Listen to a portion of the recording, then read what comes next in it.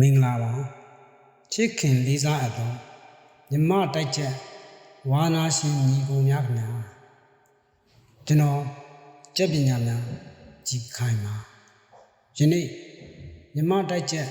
ဝါနာရှင်ညီကိုတွေကိုကျွန်တော်ကြီးခိုင်ပြန်လည်မျှဝေပေးခြင်းဒါကတော့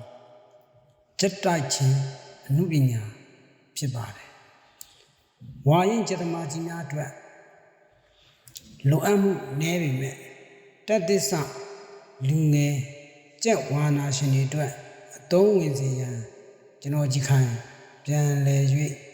မျှဝေပေးလိုက်ပါတယ်ကြက်တကောင်တိုင်ဝိုင်းဝင်မှုအစင်းစင်း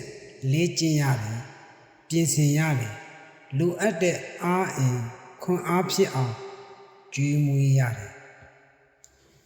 ကျက်တကောင်မနက်ခင်းရေတိုက်ထာကနေစပြီးညဘက်အိတ်တန်းဝင်တဲ့အထိအစင်းစင်း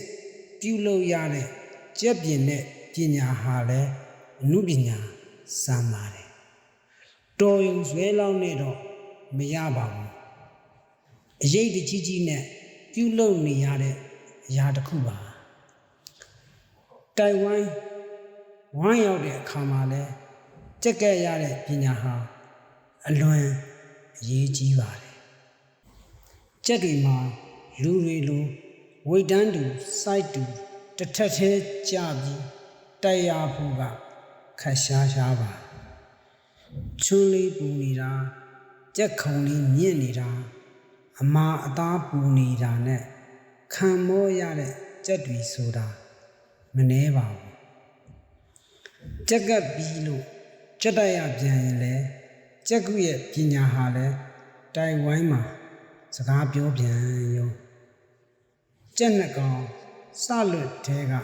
ပွဲပြီးတဲ့အထိကြက်နဲ့အတူကြက်ကုခြင်းပညာပြန်ရတဲ့ပညာခန်းတွေကအများကြီးပါကျွန်တော်ရဲ့ဆရာဦးကျက်ကြီးသင်ကြားပေးသလိုပြောပြရရင်တော့ကြက်ကုကောင်ဆိုတာလေအခွတ်ခံရတဲ့နေရာကိုတကယ်သိရှိပြီးပျောက်ကင်းတတ်တာအောင်အချိန်တူလေးအတွင်းမှာကုသနိုင်မှကြက်ကုကောင်းလို့သတ်မှတ်ရမှာပါကြက်ဆွဲကောင်းဆိုတာလဲ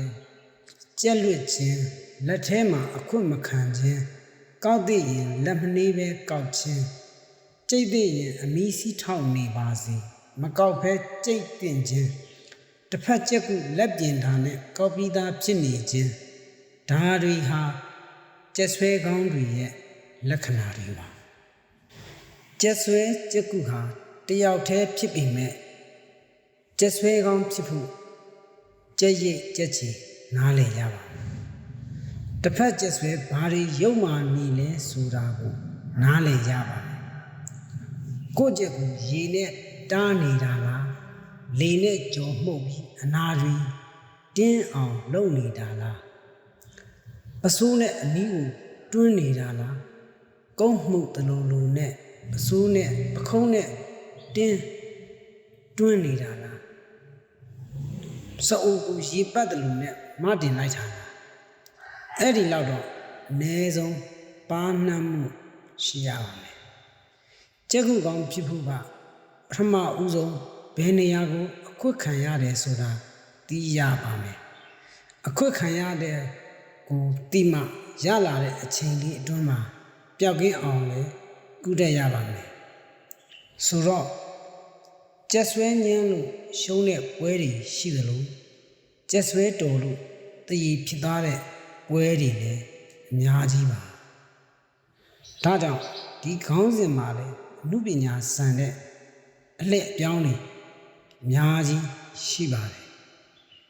ဒီဗီဒီယိုလေးကိုအစအဆုံးနားဆင်ပေးမှုအတွက်ကျေးဇူးတင်ရှိပါတယ်ကျွန်တော်ကျက်ပညာများကြီးခိုင်ဖြစ်ပါတယ်ကျွန်တော်တို့နောက်တစ်ခေါက်ကြက်တိုက်ခြင်းအမှုပညာနဲ့ပတ်သက်တဲ့ကြက်ဝိုင်းအတွေ့အကြုံတွေကိုထပ်မံ၍မျှဝေပေးချင်ပါသေးတယ်